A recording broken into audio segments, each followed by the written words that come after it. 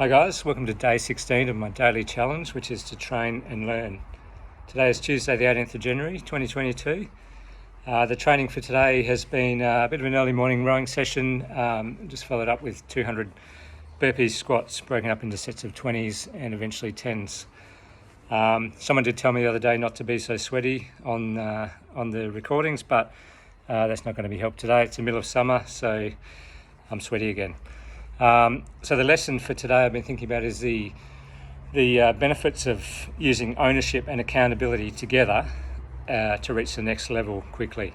And in a tactical response group perspective, with my background there, ownership for me in the tactical response group on a longer term scale, I guess, was early in my career. I made the decision that I wanted to be the best at whatever skills it was that I could be. For several reasons, and it's actually one of those places where guys can cruise, and you get to the level to make it into the tactical response group, and it's a high level. But once you get there, there is the potential to cruise and rest on your laurels, or the choice to be the best, to really challenge yourself and push yourself every day.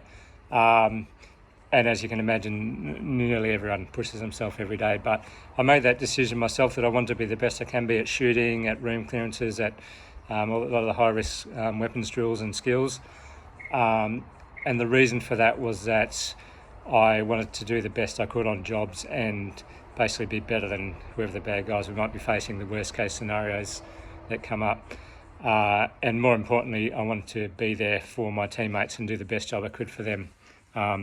That's really all that matters at that second in time when we go through the door, which leads me on to accountability. So the accountability in that scenario was me being accountable to every one of my teammates that I might be on the job with or training with, just to be at a high level so that I can really influence how the job turns out, keep everyone safe, keep myself safe, and make sure the job goes smoothly for everyone's benefit. So that combination really helped me throughout my career, boost my skills. Maybe not the best operator that's ever been in the world, but best I could be, the highest level I could be at nearly all times. I'll put that into I'll add to ownership is we were very good at debriefs with the tactical response group, whether it be at every training run or after jobs. A lot of the debriefs came down to what didn't go well, but that's good, owning up to, I should have done this better, I should have done that better. Even to the point where if I was a team leader in a car and the driver took a wrong turn, then I should have clarified that they knew where they were going, that sort of thing. So what can I do? What could I have done better? The other thing to remember with ownership is what went well and, what can we use next time? That's something we probably weren't so good at on debriefs some of the times. So I put that into another perspective, is this daily challenge that I'm doing now. The ownership for me was a decision to do the daily challenge in the first place, and inspired by a couple of guys who've got some great burpee type YouTube channels going and other channels. But Joe Hotai, he's also got a great podcast. I'll put the link in the notes below again. I think everyone should have a listen.